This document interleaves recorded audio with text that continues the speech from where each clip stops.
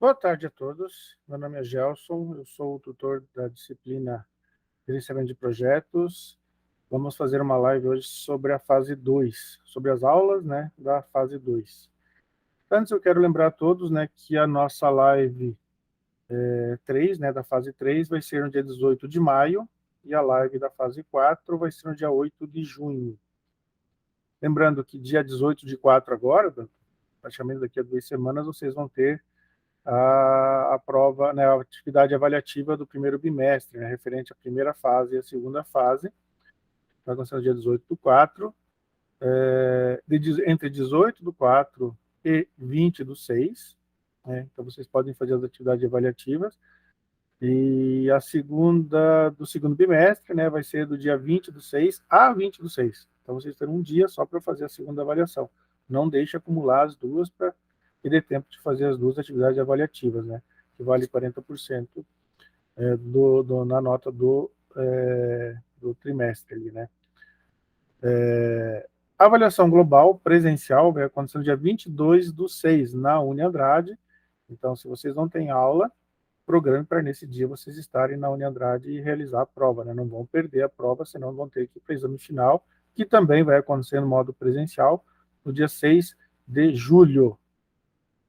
Muito bem.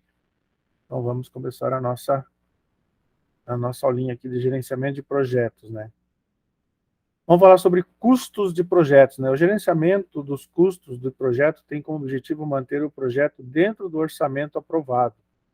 E o controle financeiro do projeto é um dos pilares de um bom gerenciamento, Se você não controla custo, você acaba não tendo um bom gerenciamento e o teu projeto acaba não acontecendo ou tendo dificuldades, prejuízo, alguma coisa, O gerenciamento dos custos do projeto inclui os processos envolvidos em estimativas, os orçamentos e controles dos custos, de modo que o projeto possa ser terminado dentro do orçamento aprovado, Ele tem que iniciar no prazo determinado e também terminar no prazo determinado, Se ele foge desse prazo, vai envolver custos, vai envolver várias modalidades aí que pode trazer prejuízo e até atrasar o projeto, na pior das hipóteses.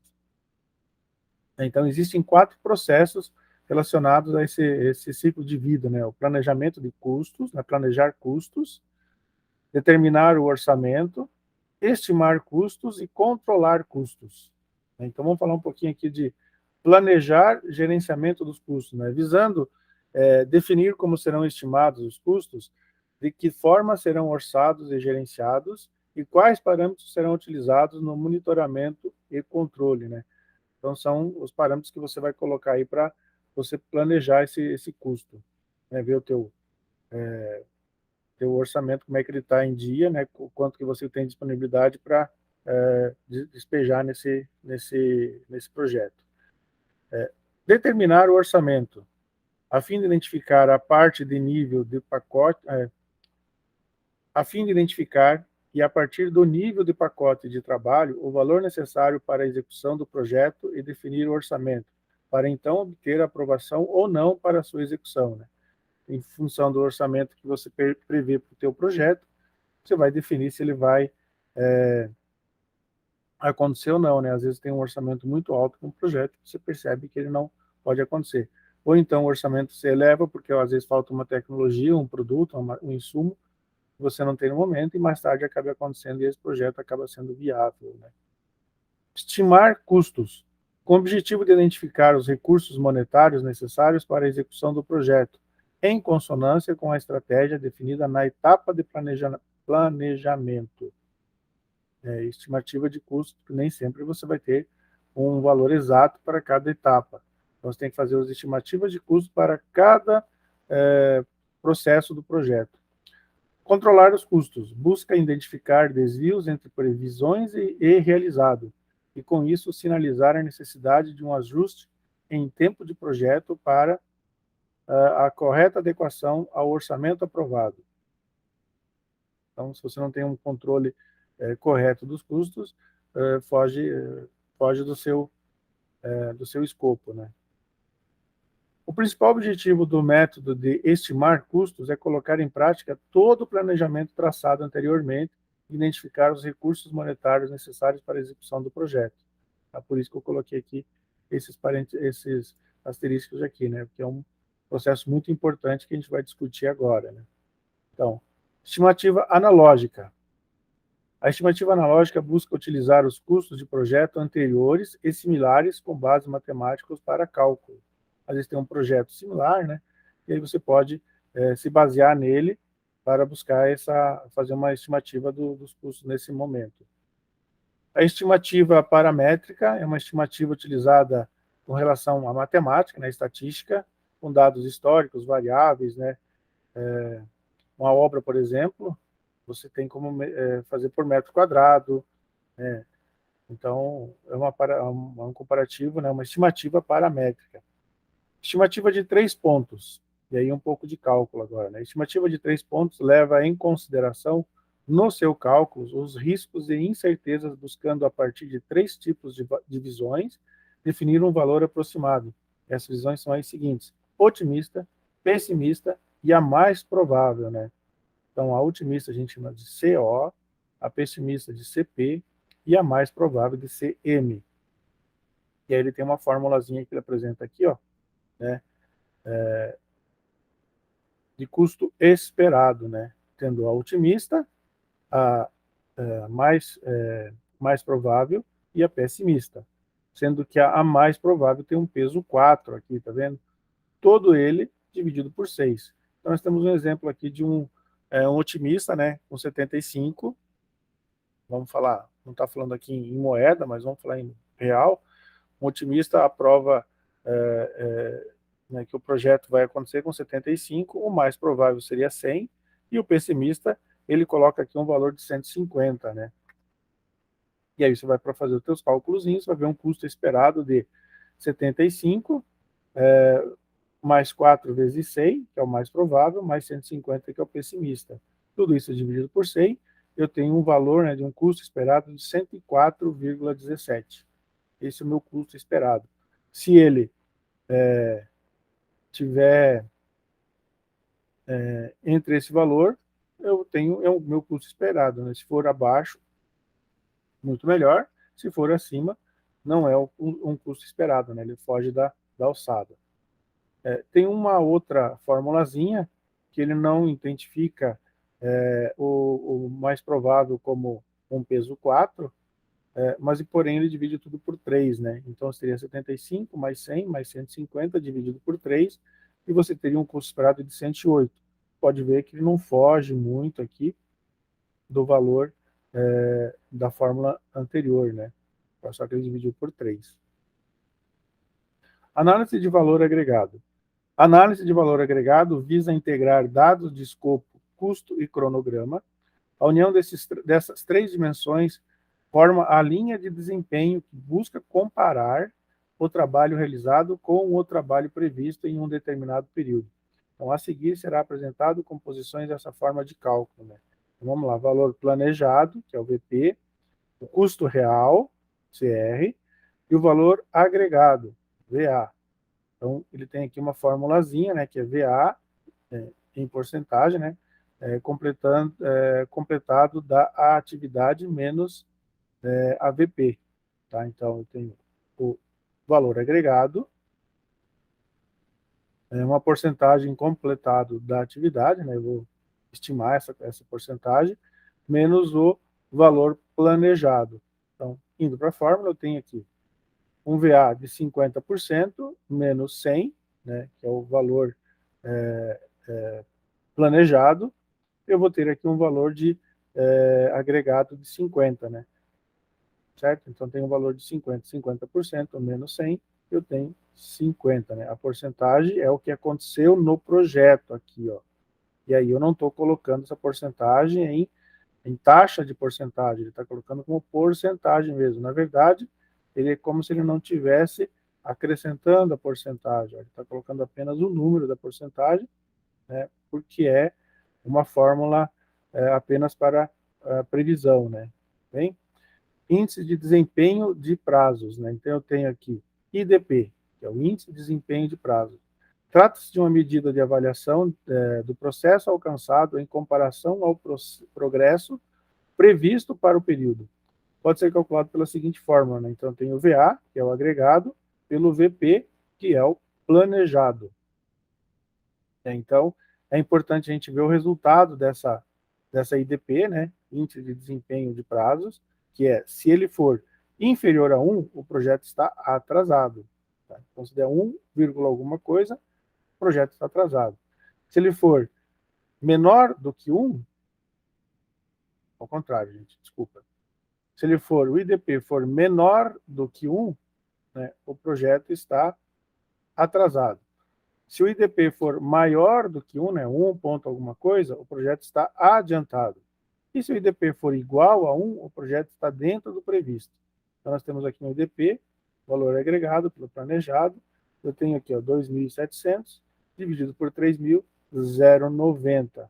Então, o projeto está atrasado, porque ele é menor do que 1. Eu tenho um projeto que está no momento atrasado. Né? Índice de desempenho de custo, IDC. Então, também, né, o IDC menor do que 1, o projeto acima orçado previsto para está acima do orçado. Aqui nós estamos falando agora em valores, né? Então, o projeto está acima do orçado.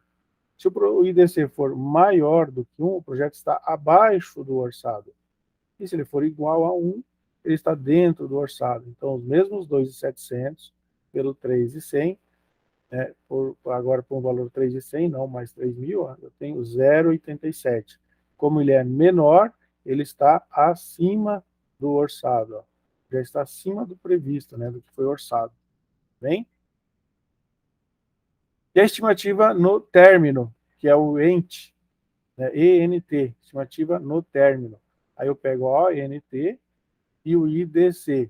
Então, ONT, eu estou colocando o valor aqui de 4, o CR 3.100, o VA 2.700.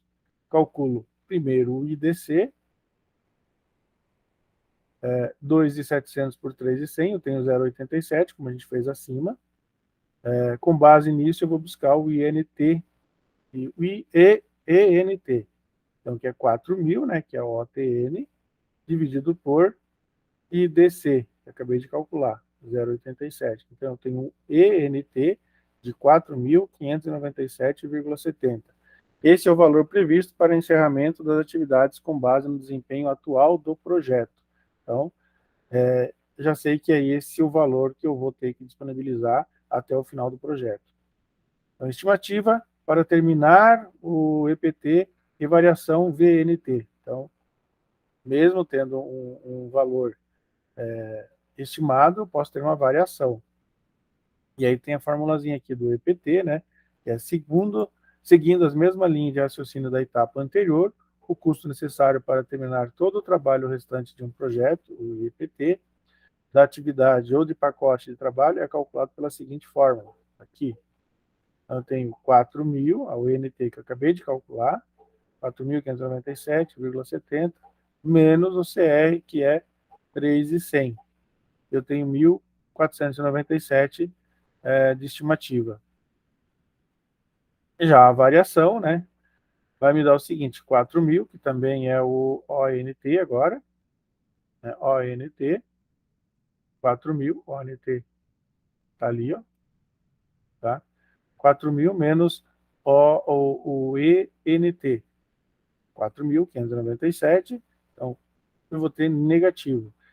Esse é o valor que ultrapassar ao orçamento do projeto, caso ele continue com esses indicadores de performance. Então, quando ele dá negativo, eu sei que eu vou ultrapassar os valores, né? E aí, eu tento corrigir os valores lá atrás, né? Eu não terminei o projeto ainda, eu consigo recuperar alguns itens e tentar fazer com que, provavelmente, né, eu não vou conseguir mais entrar dentro do orçado, que era o 4.597 aqui. Mas pelo menos eu não tenho como evitar esse prejuízo todo e tentar corrigir os passos. Que, vamos supor, no caso lá a gente está falando de 50% da obra pronta, né, do projeto executado, os outros 50% eu vou tentar intervir para tentar corrigi-lo. E aí tentar evitar esse prejuízo aqui de 597. Se eu não fizer nada, eu já sei que é ele o que eu vou ter de prejuízo aí. Redução da duração de um projeto, né? Então, existem muitas boas razões para tentar reduzir a duração de um projeto. Uma das mais importantes é o tempo de mercado. A intensa concorrência global e o grande progresso tecnológico fizeram da velocidade uma vantagem competitiva. E aí, a gente vai falar das opções que aceleram a conclusão de projeto. Os gerentes têm diversos métodos eficazes para cumprir atividades específicas dos projetos, quando os recursos não são restritos. Então, a seguir alguns deles, né? Aqui são as opções quando os recursos não são restritos. Né? Acréscimo de recursos, terceirização, né, do trabalho do projeto, programação de horas extras e fazer 2 vezes, né, rápido e corretamente. Então, eu não tenho problemas com recursos, não. Não tenho problemas com os recursos aqui. Aí eu vou fazer hora extra, vou terceirizar, né, tentar agilizar o máximo possível o projeto para que ele tenha uma duração menor.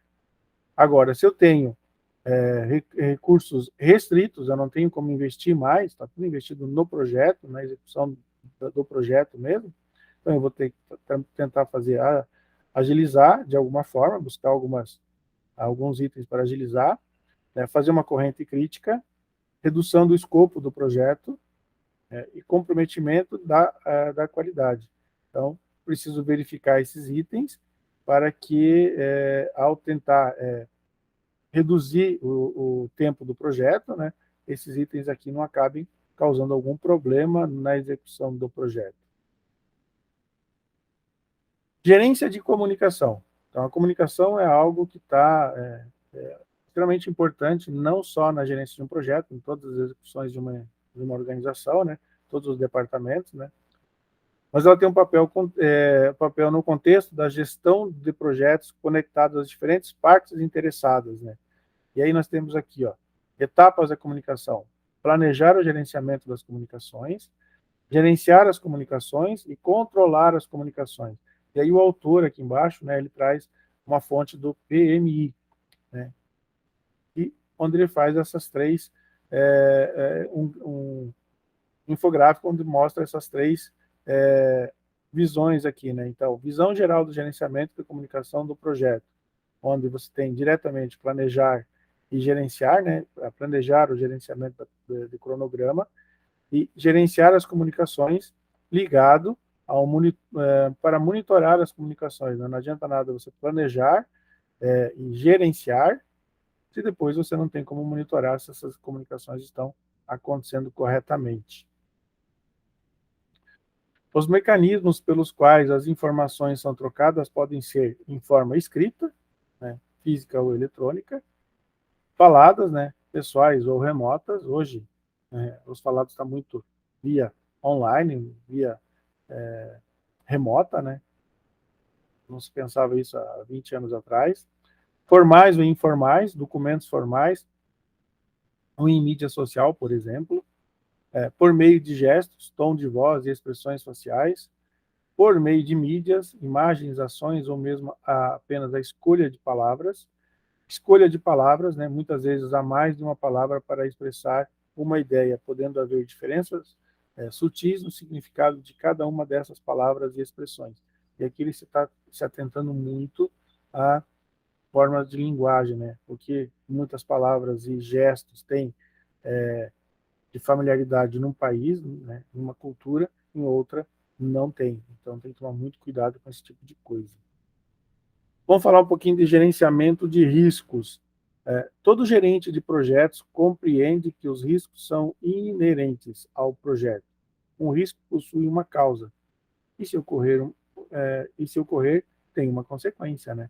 Então, dentro do gerenciamento de risco, a gente precisa identificar para poder solucionar, né? Na etapa 1, identificação de riscos. O processo de gerenciamento de risco começa com a geração de uma lista de todos os riscos que poderiam afetar o projeto. Eles nem aconteceram, mas você já pode fazer uma lista do que pode vir a ocorrer, né? Quase sempre o gerente do projeto forma, durante a fase de planejamento, uma equipe de gerenciamento de risco com membros da equipe central e de demais partes interessadas relevantes, para que possa fazer esse levantamento, né, e fazer um checklist, por exemplo, dos riscos que podem ocorrer durante o escopo do projeto. Fase 2, na etapa 2, avaliação desses riscos, né? Então, se na etapa 1 produz uma lista de riscos, mas nem todos merecem atenção.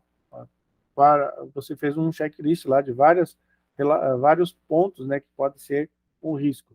Alguns são triviais e podem ser ignorados, enquanto outros apresentam ameaças sérias à integridade do projeto. E aí vai variar muito do tipo de projeto, né? Se você vai executar uma obra, levantar uma parede, você pode, observando o tipo que a parede está sendo levantada, o material que está sendo executado nessa parede, você pode ignorar alguns pontos, alguns riscos que não são triviais para aquele momento, né? Então, não faz muito sentido você ficar se apegando a todos os pontos de risco. Porém, se você está pensando em transportar um astronauta para a Lua, por menor que seja o risco, ele tem que ser avaliado e superdimensionado, porque um astronauta não vai ter como resolver um problema lá no espaço se esse risco vir a acontecer. Então, depende também, ignorar esses riscos triviais depende muito do projeto que está sendo executado, né? Os gerentes precisam desenvolver métodos para peneirar a lista de riscos, eliminando os insignificantes e redundantes, e estratificando o restante quanto à importância e necessidade de atenção. Análise de cenário é uma técnica mais fácil e comum para analisar esses riscos, né? Como eu falei, análise dos cenários, está vendo que tipo de projeto está executando. Os membros da equipe avaliam a relevância de cada evento de risco em termos de probabilidade de evento e impacto do evento, né? A probabilidade, o impacto de você estar levantando uma parede e você não ter colocado massa suficiente entre os tijolos, né, pensando em uma construção, não vai ser um risco que você tem que levar em consideração muito significativamente, né? Mas, como eu falei, não, uma pessoa que tem um astronauta indo para a Lua, qualquer risco pode ter uma probabilidade de evento acontecer, ele está lá na Lua, são várias as coisas que podem acontecer nessa viagem, e o impacto desse evento é muito grande, né? Pode até não trazer o astronauta de volta. Então, não tem como evitar todas as análises, né? Na etapa 3, desenvolvimento de respostas e riscos. Quando um evento de risco é identificado e avaliado, deve-se tomar uma decisão a respeito de qual resposta é apropriada para o evento específico. As respostas a riscos podem ser classificadas em atenuar, evitar, transferir, compartilhar ou reter. Então, atenuar os riscos, reduzir riscos é quase sempre a primeira alternativa considerada. Existem basicamente duas estratégias para isso: reduzir a probabilidade do evento ocorrer e reduzir o impacto que o evento adverso teria sobre o projeto, né? Então, tá falando de novo lá de cima da etapa 2, né? Se você reduzir a probabilidade e reduzir o impacto, você vai atenuar os riscos, né? Evitar riscos é alterar o plano do projeto para eliminar o risco ou condição, embora seja impossível eliminar todos os eventos de risco. Alguns riscos específicos podem ser evitados antes de se lançar o projeto, né? Às vezes com a experiência ou com relatos ou alguma coisa que você tenha de informação, você consegue evitar de cara já alguns riscos, né? Um IPI, por exemplo, né? Você está numa obra, você usando os IPI, você já vai reduzir muito os riscos. Só que, lembrem-se, né, quando você reduz ou muda um projeto, você acaba criando outras situações, e essas situações podem levar a outros riscos, né? Que aí, transferir riscos. Passar o risco para outra parte é comum. Essa transferência não altera o risco e quase sempre se paga por ela, né? Contratos a preço fixo são exemplos, né, clássicos de transferência de risco de uma propriedade e um contrato. de um proprietário a um contrato, né? Tá? Mas voltando à obra, você terceirizar, né, passar para você não vai evitar os riscos, você só não vai correr o risco você, mas o risco pode acontecer a outras pessoas, né? Retenção do risco. Em alguns casos, torna-se uma decisão consciente de aceitar risco, de que aceitar o risco de que algo aconteça. Alguns riscos são tão grandes que não é viável transferir ou reduzir o respectivo evento. Por exemplo, um terremoto ou uma enchente, né? São riscos que acontecem, nem por isso você vai, falando, por exemplo, de uma enchente, você vai dimensionar a tubulação de uma rua, a galeria, né, para receber a água de uma enchente, que acontece a cada 10 anos. Mas tem uma enchente que vai acontecer a cada 100 anos, que ela vai alagar a rua inteira e vai subir até a metade das casas. Não quer dizer por isso que você vai fazer uma galeria na rua que vai ter aí 3, 4 metros de tubulação. Se você vai acontecer uma vez no ano e até lá muita coisa já pode ter acontecido, não faz sentido você construir uma galeria nesse sentido, mesmo que a engenharia, né, consiga prever essa, esse acontecimento. E por último, né, a quarta etapa, que é o controle de respostas a riscos. Via de regra, os resultados das 3 primeiras etapas do processo de gerenciamento de riscos são sintetizados em um documento formal. Às vezes chama-se registro de risco, que detalha todos os riscos identificados, né? Então, quando você não consegue evitar, você vai lá e registra esses riscos, né, eles aconteceram, ou então você consegue eliminar eles antes, mas você registra esse risco e aí você vai conseguir evitar ele num próximo projeto, né? Você vai atenuar de novo, vai evitar novamente, vai transferir, né, se for o caso, né? E você vai conseguir, através de registro, ter uma experiência do que está acontecendo e evitar que aconteça novos processos. Tá bem, gente? Era isso na fase 2. E quero dizer o seguinte, a gente teve um pequeno problema de reuniões com o MEC e tal, e problemas na nossa